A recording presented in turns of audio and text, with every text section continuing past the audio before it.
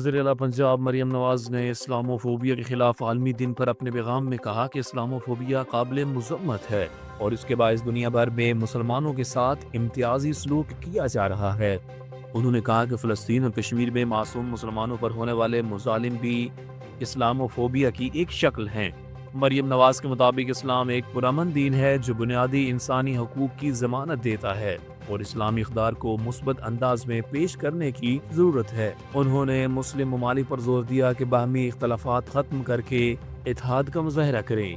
وزیر اعلیٰ پنجاب نے کہا کہ برداشت، تحمل اور اسلامی اقدار پر عمل سے اسلاموفوبیا کا مؤثر مقابلہ کیا جا سکتا ہے اور عالمی سطح پر اس کے خاتمے کے لیے مزید اقدامات کی ضرورت ہے۔ ایران پر 28 فروری سے شروع ہونے والی امریکی اور اسرائیلی حملوں میں شہید ایرانیوں کی تعداد 1444 ہو گئی ہے۔ غیر ملکی میڈیا کے مطابق لبنان پر اسرائیلی حملوں میں 826 افراد شہید جبکہ 2000 سے زائد زخمی ہو چکے ہیں۔ ایران جنگ کے دوران اب تک 11 امریکی فوجیوں کی ہلاکت کی بھی اطلاعات ہیں۔ مشرقی وسطی میں جاری کشیدگی کے دوران عراق میں بھی 26 افراد مارے جا چکے ہیں، جس سے خطے میں انسانی نقصان مسلسل بڑھ رہا ہے۔ پاکستان اور بنگلہ دیش کے درمیان سیریز کے آخری اور فیصلہ کن ون ڈے میچ میں پاکستان نے ٹاس جیت کر پہلے فیلڈنگ کا فیصلہ کیا ہے۔ کپتان شاہین افریدی کے مطابق شمائل حسین اور حسین طلعت انجری کے باعث ٹیم میں شامل نہیں ہے، جبکہ غازی غوری اور سعد مسعود پاکستان کی جانب سے ڈیبیو کر رہے ہیں۔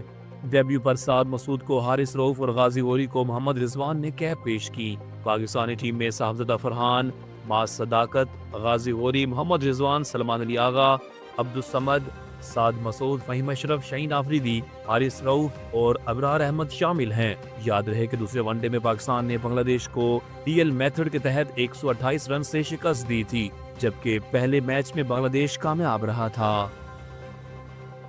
ایران نے متحدہ عرب امارات کے فجیرہ پورٹ پر ڈرون حملہ کیا، جس کے نتیجے میں متاثرہ مقام پر شدید آگ بھڑک گئی اور کچھ آئل لوڈنگ آپریشنز معطل ہوئے۔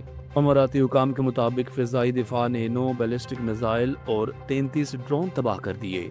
ایران کے جوابی حملے اسرائیل میں بھی جاری ہیں، جہاں تل ابیب میں 20 دھماکے ہوئے اور متعدد مقامات پر آگ لگی۔ ایرانی افواج نے امریکہ کو خطے میں اپنی صنعتیں منتقل کرنے کی وارننگ دی اور رہائشیوں کو امریکی اڈوں سے دور رہنے کی ہدایت کی۔ دبئی کی جبل علی پورٹ، ابوظہبی کی خلیفہ پورٹ اور فجیرہ پورٹ کے قریب بھی یہ ہدایات جاری کی گئی ہیں۔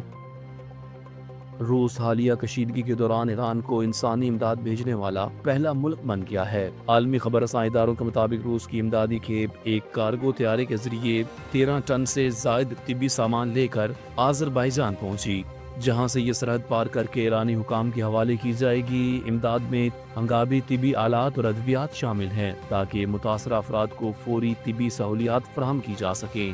روسی وزارت ہنگامی حالات کے مطابق یہ مشن صدر ولادیمیر پوٹن کی ہدایت پر شروع کیا گیا اور روس خطے میں انسانی بحران کم کرنے کے لیے امدادی اقدامات جاری رکھے گا۔ یہ اقدام ایسے وقت میں سامنے آیا جب ایران، امریکہ اور اسرائیل کے درمیان کشیدگی بڑھ رہی ہے۔